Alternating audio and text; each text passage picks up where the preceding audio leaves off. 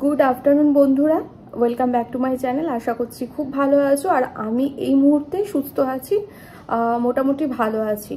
তো আজকে টাইটেল দেখে তো তোমরা বুঝতেই পেরেছো যে আমি কি বিষয়ে তোমাদের সাথে কথা বলবো। আর আমার সম্পূর্ণ হচ্ছে মা হওয়ার যে অনুভূতি, মেয়েদের কাছে এটা সব থেকে স্পেশাল মুমেন্ট বলতে পারো। আর ওটি এক্সপিরিয়েন্স, তোমরা 2-3 জন আমাকে বলেছিলে যে দিদি এটাকে নিয়ে তুমি একটা ব্লগ বানাবে, তো ওটি এক্সপিরিয়েন্সটা তোমার কেমন ছিল, মা হওয়ার অনুভূতিটা তোমার কাছে কেমন ছিল, আমাদের সাথে এটা শেয়ার করবে। তো সেই জন্য খুব ব্যস্ততার মধ্যে কি সদ্য আমার যেহেতু সার্জারি হয়েছে, তারপর আমার ছোট একটা বাচ্চা রয়েছে, তোমরা তো সবাই জানো। এখন শাশুড়ি মা সামলাচ্ছে ওকে, কারণ আমি তো এখন ওকে কোলেও নিতে পারছি না এই মুহূর্তে, কারণ আমার 12 দিনের সেলাই কাটা আছে। তো 12 দিন বলতে আজকে সানডে আমি ব্লগটি বানাচ্ছি, আর টিউসডে পরশু দিন আমি সেলাই কাটতে যাব। তো যাই হোক, এত কথা না বলে তাহলে আসল কথায় ফিরে আসি। তো যাই হোক, দিনটি ছিল আমার অ্যাকচুয়ালি ডেলিভারি ডেট ছিল নভেম্বরের 14 তারিখে। তো তারপরে 1 মাস আগেই হঠাৎ করে শুরু হয়ে যায় আমার ডায়রিয়া। বিভৎস গরম পড়েছিল লাস্ট ইয়ার, তোমরা সেটা জানো। আর এই ইয়ারেও পড়েছে, লাস্ট ইয়ার আর এই ইয়ার এই 2 বছর বিভৎস একটা গরম পড়ছে, যেটা অস্বাভাবিক হয়ে যাচ্ছে সবার পক্ষেই। তো যাই হোক, হঠাৎ করে ডায়রিয়া হয়ে যাওয়াতে আমাকে সঙ্গে সঙ্গে ডক্টর বলেছিল যে মেডিসিন নিতে। তো যেগুলো দিয়েছিল আর কি, সাজেস্ট করেছিল, প্রেসক্রাইব করেছিল, সেগুলো আমি মেডিসিন খেয়েছিলাম। খাওয়ার পর তারপরে হঠাৎ করে আমার প্রেশারও বেড়ে যায়, কারণ প্রেগনেন্সির লাস্টের দিকে সবারই সব মেয়েরই কিছু না কিছু একটা প্রবলেম ক্রিয়েট হয়। আমার প্রেশার প্রচণ্ড হাই ছিল, সেক্ষেত্রে ভীষণ অসুবিধে, কারণ প্রেশার হাই থাকলে কখনো ডেলিভারি ডক্টররা করেন না। তো সেক্ষেত্রে সঙ্গে সঙ্গে ওই তোমার হসপিটালেই বসে আর কি মেডিসিন খেয়ে তারপরে বাড়িতে এসে প্রতিদিন সকাল বিকেল প্রেশার চেক করতে হয়েছিল, আর ডক্টরকে আপডেট সেগুলো দিতে হচ্ছিল, সকালে কত বিকেলে কত, সকালে কত বিকেলে কত, এইভাবে। তো একদিক গেল। তারপরে যেহেতু ছিল নভেম্বরের 14 তারিখে ডেট, তারপরে ইউএসজি করা হলো অক্টোবরের 10 তারিখে। অক্টোবরে যে ইউএসজি করা হয়েছিল সেটাতে তখন আবার দেখা গেল যে আমার বেবির কর্ড আর কি গলায় জড়িয়ে গেছে। তো গলায় জড়িয়ে গেছে, তো প্রথমত অনেক অসুবিধার মধ্যেই ছিল, আর আমার বেবির ওয়েট বাড়ছিল না কিছুতেই, ও একদম ছোট্ট হয়েছিল। তো তারপরে ডক্টর বলল বেশি দিন লেট করা যাবে না, কোনো একটা ডেট দেখে আমরা বেবি তুলে নেব। ঠিক আছে, অক্টোবরের 15 তারিখে সেই দিন আসলো। 10 তারিখ থেকে আমার প্রবলেম হয়েছিল, আর 15 তারিখে 5 দিন পর আমার ওটি হয়েছে। ডক্টর ডেট দিল 5 দিন পর। যথারীতি সকাল 6টা 6:30টার সময় চলে আসলাম অ্যাডমিট হতে। বলেছিল আমাদের সকাল সকাল আর কি পৌঁছে যেতে নার্সিংহোমে। তো তারপরে যা যা ছিল আর কি সব কিছু সুমিত করে দিল, ফর্ম ফিল আপ থেকে শুরু করে যে যা প্রসিডিওর ছিল আর কি অ্যাডমিট হওয়ার জন্য। তো তারপরে আমাকে ওটি ড্রেস পরানো হলো। তখন আমার শরীর ঠিকই ছিল, সুস্থ ছিল, ডায়রিয়াটাও কমে গেছিল, প্রেশারও কমে গেছিল। তো যথারীতি আমাকে চুল বেঁধে দিল, ওটি ড্রেস পরিয়ে দিল, তারপরে চ্যানেল করলো। সব থেকে প্রত্যেকটি মেয়ের জীবনে এটা একটা স্মরণীয় দিন, অবশ্যই খুশির দিন, কিন্তু ভয়েরও দিন, তাই না? কারণ এই জন্যই যে মা হওয়ার অনুভূতিটা সম্পূর্ণই আলাদা। মা হওয়ার পর সেই জিনিসটা মেয়েরা সেই ফিলটা করতে পারে যে আমি না কিছু একটা লাইফে মাতৃত্বের স্বাদটা উপভোগ করছি বা করতে পারবো। ভগবানের কাছে অশেষ কৃপা যে এত কিছু দুর্ঘটনার মধ্যে দিয়ে গিয়েও আজকে আমরা ভীষণ হ্যাপি আছি আমার মেয়েকে নিয়ে। তারপরে ফাইনালি আমাকে ওটি রুমে নিয়ে যাওয়া হলো। আমি তো থরথর করে কাঁপছিলাম, পুরোটা চিল্ড হয়েছিল রুম।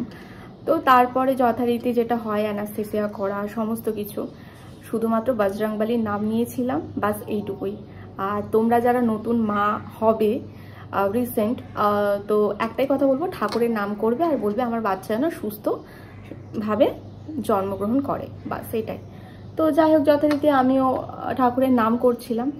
তো অ্যাট লাস্ট হলো কি 9:30টার সময় আমাকে নিয়ে যাওয়া হয়েছিল, সকাল 9:30টার সময়, আর মেয়ে 10টার মধ্যে হয়ে গেছে। কিন্তু আমার মেয়ে একদম কেঁদেছিল না, ও ধনুকের মতন শক্ত হয়েছিল, আর ওর ব্রিদিং ইস্যু হচ্ছিল ভীষণভাবে। তো যথারীতি আমি ঠিকঠাক ছিলাম, আমি একদম সুস্থ ছিলাম, আমার মেয়ে সুস্থ ছিল না। তারপর আমার হাজব্যান্ডকে ডেকে বলা হলো যে ওকে এনআইসিউতে কিছুক্ষণ অবজারভেশনে রাখা হবে আর কি। তো অবজারভেশনে রাখার জন্য এনআইসিউতে নিয়ে গেল ওই হসপিটালে। তারপরে মানে ওই ক্যাপাসিটি হসপিটালের, মানে ওর যেরকম প্রবলেম ছিল সেই হসপিটালে সেটা ছিল না। সেক্ষেত্রে আমরা ওখান থেকে মানে ডক্টর রেফার করলো যে নেওটিয়া নিউ টাউনে যে হসপিটাল আছে চাইল্ড স্পেশালিস্ট, সেখানে ওকে অ্যাডমিট করার জন্য। ও তখন 2 দিনের বেবি, মানে একদিন ছিল ওই উমা মেডিকেল যেখানে আমার ডেলিভারি হয়েছে সেখানে, পরের দিন দুপুরবেলাতে ওকে নিয়ে যাওয়া হয়েছিল নেওটিয়া। তারপর ওকে নিয়ে গিয়ে ওখানে এনআইসিউতে অনেক ব্যবস্থা আছে, বলতে পারো সব রকম ব্যবস্থা রয়েছে, ডক্টর ভালো, সব ভালো। আর আমার মেয়ে যে ডক্টরের আন্ডারে ছিল, ডক্টর বিক্রমজিৎ দাস, মানে আমরা তো ভগবান মনে করি। ইভেন তোমরা জানি না কতটা জানো, আমি তো সবার কাছেই শুনি একই বিষয়, মানে আমাদের মতোই আর কি, ডক্টরকে ভীষণ শ্রদ্ধা করে, ভালোবাসে, এত ক্রিটিক্যাল বেবি সামলে নিতে পারে। তো যাই হোক, মেয়ে ওখানে 27 ডেজ ওখানে অ্যাডমিট ছিল, কারণ মেয়ের শুধুমাত্র ব্রিদিং ইস্যু না, মেয়ের কলেরা থেকে শুরু করে RSV ভাইরাস থেকে শুরু করে অনেক কিছু মেয়ের হয়ে গেছিল। মেয়ে আইসোলেশনে ছিল ওখানে। আর তোমরা তো জানো সি সেকশন হওয়ার পর একটা মেয়ের জীবনে কতটা মানে পরিবর্তন আসে, মানে সিজার হওয়ার পর কতটা রেস্ট নিতে হয়। আমার যতদূর মনে হয় সবাই 3 মাস কি 6 মাস বলে একটা মেয়েকে রেস্ট নিতে, কেন কি অনেক কিছু ওটিতে আর কি থাকতে হয়, অনেক কিছু অ্যানাস্থেসিয়া হয়, সমস্ত কিছু তার জন্য উইক থাকে। তো সেই ক্ষেত্রে অনেক কিছু মানতে হয়, কি রেস্ট নিতে হয়, বাট আমার ক্ষেত্রে সেটা একদমই হয়নি। ডে 1 থেকে আমার 4 দিনে আমাকে ডিসচার্জ দিয়ে দিয়েছিল, ডিসচার্জ হয়ে গেছিলো, আমি বাড়ি এসে গেছিলাম, কিন্তু আমার মেয়েকে নিয়ে আসতে পারিনি আমি সেই মুহূর্তে। আমার মেয়ের জন্য প্রতিদিন সকাল আর বিকেল আমি আর আমার হাজব্যান্ড ছোটাছুটি করতাম। রোজ সকালবেলা 11টার সময় বেরিয়ে যেতাম হসপিটাল, দুপুরে বাড়ি আসতাম, আবার বিকেল 4:30টায় বেরিয়ে যেতাম, রাত 9টা 9:30টায় বাড়ি আসতাম। মানে সেই টাইমে পুজোর টাইম ছিল। আমার মেয়ে যেদিন জন্মেছিল সেদিন ছিল প্রথমার দিন, মানে আমার মেয়ে জন্মেছিল। আর তারপরে এই করতে করতে আমার মেয়ে যখন রিকভারি করলো, তারপরে সব কিছু ঠিক হলো। তাও আমি বলবো তোমাদের, আমি জানি না মনে আছে নাকি, পুরীতে যখন গেছিলাম মেয়েকে প্রসাদ খাওয়াতে গিয়ে, তখন আমি তোমাদেরকে বলেছিলাম যে কিছু আমার জীবনে দুর্ঘটনা ঘটেছে, অনেক বিপদের মধ্যে দিয়ে সম্মুখীন হয়েছি, সবটা তোমাদের একদিনকে বলবো, সময় করে বলবো, তোমাদের সাথে শেয়ার করব। তো আজকে সেই দিনটা এসছে, তোমাদের সাথে সবটা শেয়ার করলাম। আর তোমরা সবাই শুনলে। আর ওটি এক্সপিরিয়েন্স, তোমরা কেউ ভয় করবে না, ঠাকুরকে ডাকবে, ভগবান আছে, সবাই সবকিছু ঠিক হয়ে যাবে। আর ভীষণ হাসি খুশি থাকবে যারা যারা আপাতত এখন প্রেগনেন্ট রয়েছো, যেসব আমার বোনরা বলো, দিদিরা বলো, সবাই সাবধানে থাকবে, হাসি খুশি থাকবে, একদম টেনশন রাখবে না, যাতে টেনশন করলে কিন্তু প্রেশারটা বেড়ে যাবে, ঠিক আমার মতো। যেহেতু আমার ডায়রিয়া হয়ে গেছিল, এত পটি এত ভমিট হচ্ছিল, সেক্ষেত্রে মানে আমার টেনশন হয়ে গেছিল যে আমার মেয়ের কিছু হয়ে, মানে বাচ্চাটার কিছু হয়ে যাবে। আর তাছাড়া ও কর্ড জড়িয়ে গেছিল, সেটা তো একটা টেনশন ছিল। তারপরে ছোট ছিল, বাড়ছিল না পেটের মধ্যে, অনেক সমস্যার মধ্যে দিয়ে হয়েছে আর কি। আর যেটা 1 মাস পরে ডেলিভারি হওয়ার কথা ছিল, সেটা 1 মাস আগেই মেয়েকে মানে তুলে নিয়েছে ডক্টর। আপাতত মেয়ে এখন ভালো আছে। তোমরা তো মেয়ের ভিডিও দেখো, মেয়ের রিলস দেখো, যতটা পারি দেখায় আর কি। তো এই মুহূর্তে আমি আমার মানে সুমিতের চেম্বারে এসে আর কি তোমাদের সাথে ভিডিওটি শেয়ার করলাম, ভিডিও করলাম, কারণ ঘরে ফ্যান চলছে, এই ঘরে বাবা শুয়ে আছে, ও ঘরে আমার মেয়ে শুয়ে রয়েছে। তো ফ্যান চললে কি আওয়াজটা ঠিকঠাকভাবে আসবে না, একটু প্রবলেম হবে আর কি ভিডিও করতে।